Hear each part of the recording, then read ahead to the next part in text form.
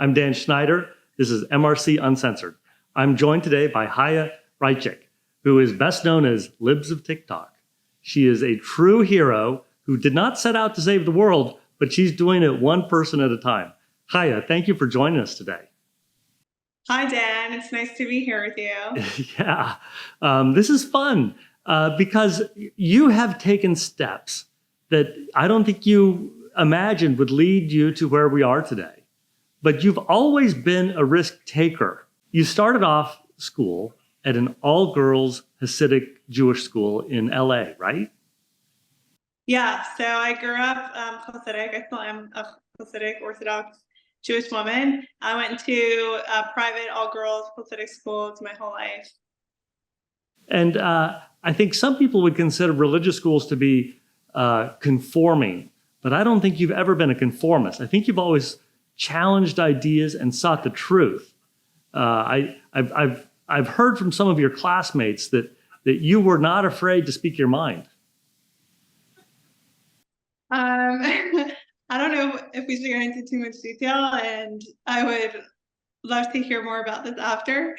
But there is some truth to that. I think that being able to question what people tell you is something really important, especially now with everything in life, but specifically when you are following like the media, for example, and you have people telling you what to believe and what to think. And I think it's important to be able to challenge that and to not just believe whatever people tell you. Yeah, one thing that we've observed here at the Media Research Center is that the so-called media is not so much about news anymore. It's about information. It's about trying to shape the way people actually think about issues, not informing them about what is actually happening. I suspect that's one reason why you started Libs of TikTok, to try to get around the narrative that was being foisted on us by big tech. So Libs of TikTok really started just like during COVID. It started kind of like as a hobby. I would just share videos of COVID-related content. But then as I got more into it and I would spend a lot of time on TikTok, I started seeing all that other types of content where they were, teachers were boasting about sexualizing kids and the whole LGBTQ agenda that they're trying to force on us and all that kinds of stuff, which I expose every day. But another thing that I learned through running Libs of TikTok the last 2 years was how the media has become completely captured. They're basically just left-wing propaganda at this point, and you can't believe a single thing they say. And I mean, Elon Musk says this, and I believe it. I think that independent journalism is going to be the future, just because of what the media has become. And I think Libs of TikTok is a good example of independent journalism. And there's so many others as well, where you have just regular American citizens who are like, we're not just going to believe what people tell us. We're not going to believe in media propaganda. We're going to question things. We are going to discuss what people actually want to hear, and what people are interested in, and not just feed people, random stuff that no one's even interested in, that isn't even true. So I think that Libs of TikTok is a really good example of that independent journalism and why the mainstream media is failing. Well, Libs of TikTok was highly effective in educating the American public about what was going on behind the scenes in our schools and elsewhere. But let me ask you this: as your account started to grow rapidly, but you were still anonymous, how many of your family members and friends actually knew that you were Libs of TikTok? So it was anonymous for about a year until I was doxxed. That's a whole nother story. But my family and friends started like slowly finding out over that year. I originally, I told a couple people, and at that time I didn't really think it was anything big. Like I said, I never had a plan to change the world or become famous or anything. I never wanted that. It was just like sharing funny TikToks. So I didn't see any reason to not discuss it with family and friends that I did. And like slowly a lot more people started finding out. And then really the whole world found out after a year when the Washington Post doxed me. Well, before that happened, did you ever have somebody that you said, hey, I'm actually the one running the libs of TikTok, and they didn't believe you? They thought you were making it up? No, I was pretty private about it. So I didn't, I really just told some family and friends that's it. And then they would check it out and they were like, oh, this is so cool. Like, wow, I can't believe it's you. It's like, I love what you're doing. And people really got behind it and were very supportive. Yeah. And then the biggest cry bully ever, Taylor Lorenz, who has gone after people who she calls bullies, but then she does double the treatment to others and then cries on TV about it. Well, by the way, why do liberals always cry? Why is that? I don't get that. They're very sensitive. Because everything, they want to be victims and they want to be oppressed. So like they will find any opportunity to do that. Yeah. Okay, so then Taylor Lorenz famously outed you. She listed your home address, and I think your phone number even. Did you have friends and family who had not known yet that you were actually libs of TikTok, call you up and say, Chaya, why didn't you tell us? Anybody who was a little upset that you hadn't told them? Yeah, I had tons of people. I think everyone was like shocked. Like a lot of people in my community, like my neighbors, some friends and some relatives, they were shocked because a lot of them have been following it and they had no idea that it was me. Well, it's been a very effective program. It has, in large part, I think it's responsible for incentivizing, for giving courage to parents to go into their schools, to attend school board meetings and say, this is not right.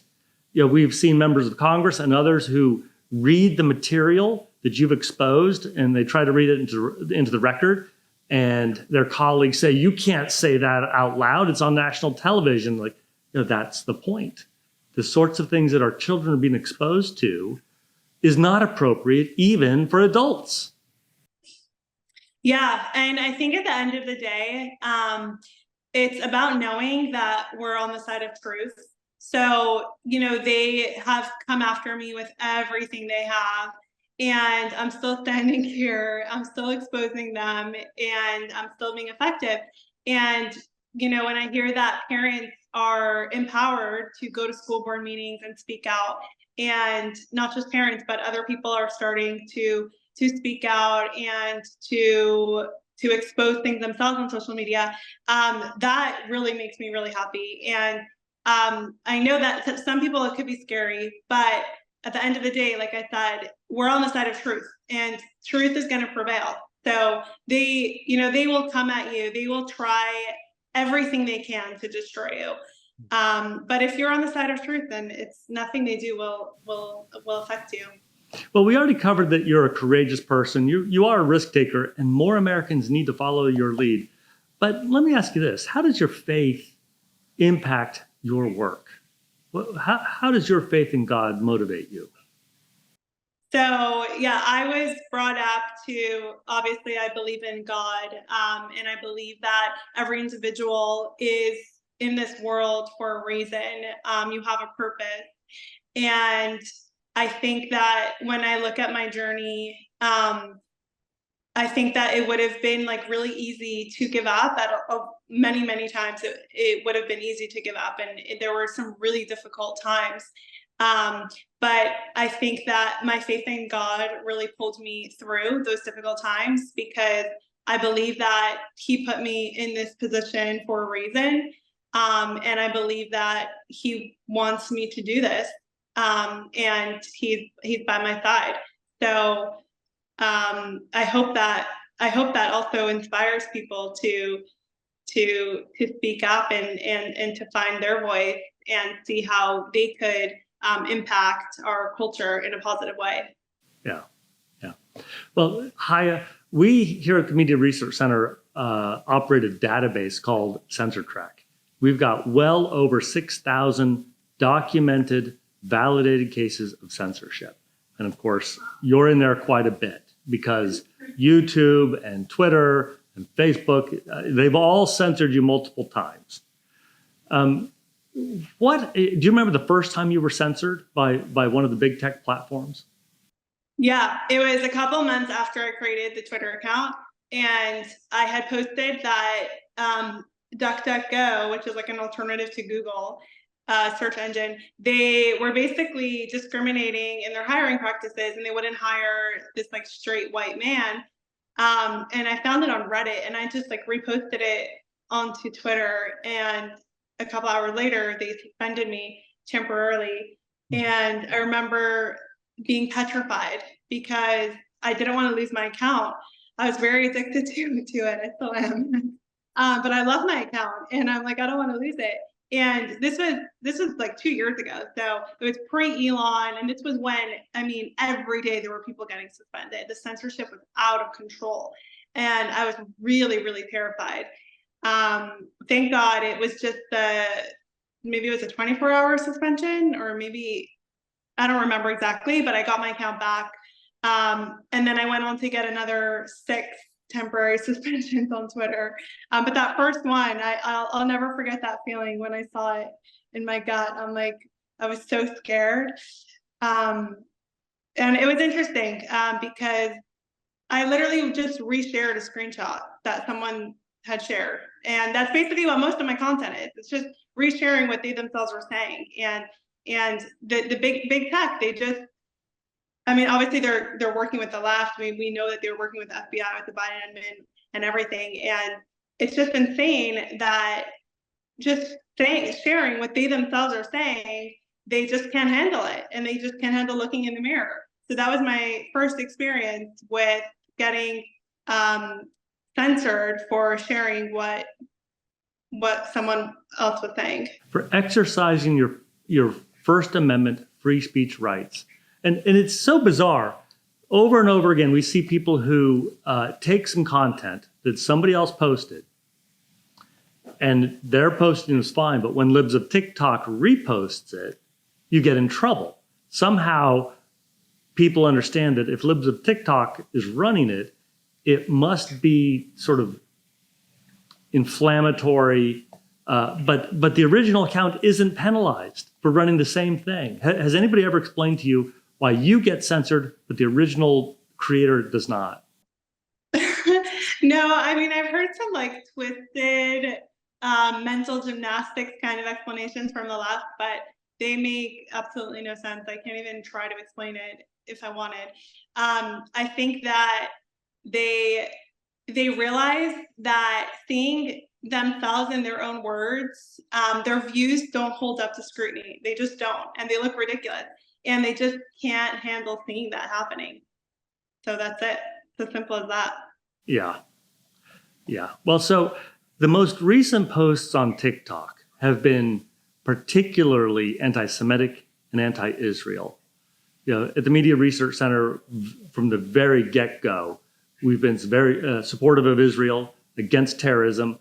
It seems silly that we have to say it, but there's this small but very vocal minority of people who still stand for Hamas and the terrorist activities. But do you have any policy thoughts specifically about TikTok and the role of TikTok in society?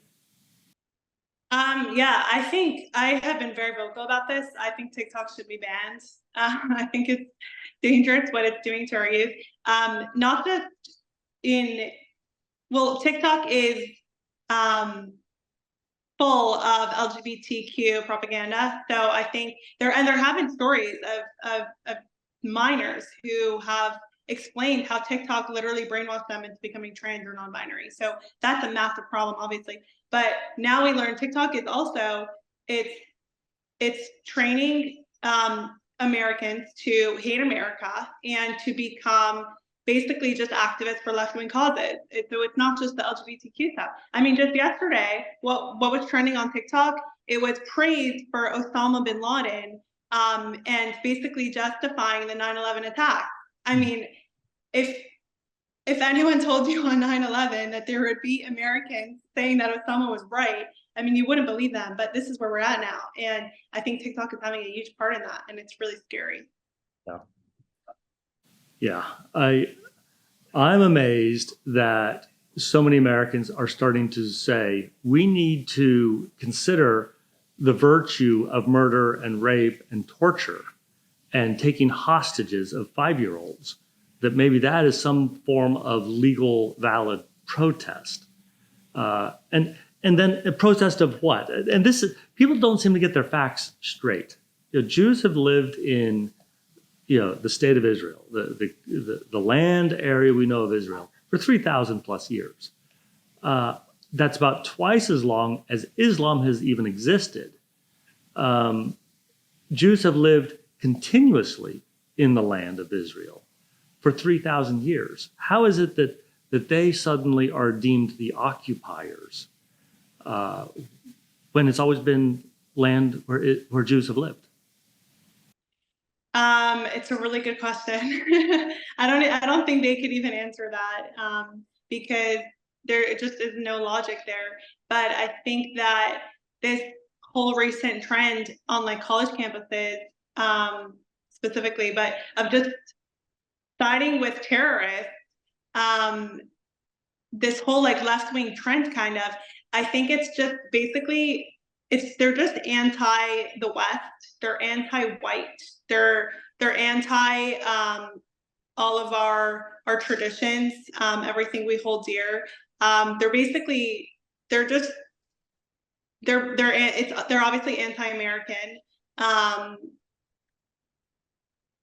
And yeah, I think that obviously anyone siding with terrorists, specifically on campuses, I know there's some talk of having them deported, the ones who are on student visas, and I 100% support that.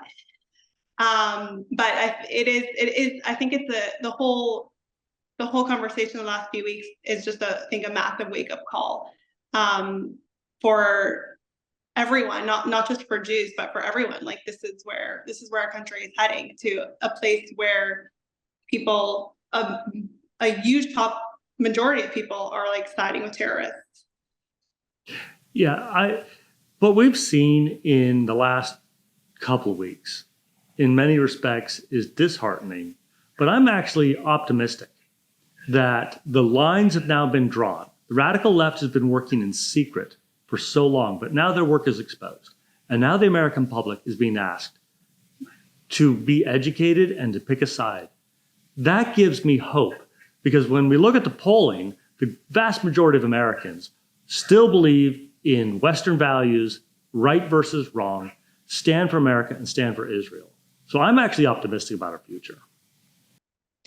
I hope so. And I think, and I know Trump said this before the Jewish New Year this year, and he got a lot of hate for it, that liberal Jews are destroying America. And then I know there was like a poll out today that something like 70% of Jews support Democrats. And I really hope that this is a wake-up call for the liberal Jews, because they're literally voting and siding with their own demise. And so hopefully in November, we'll see some big changes. I am hopeful of that. Chaya, it is so great to have you on this show. Keep fighting for truth and freedom. I can't thank you enough for everything that you're doing. Thank you. It was a pleasure.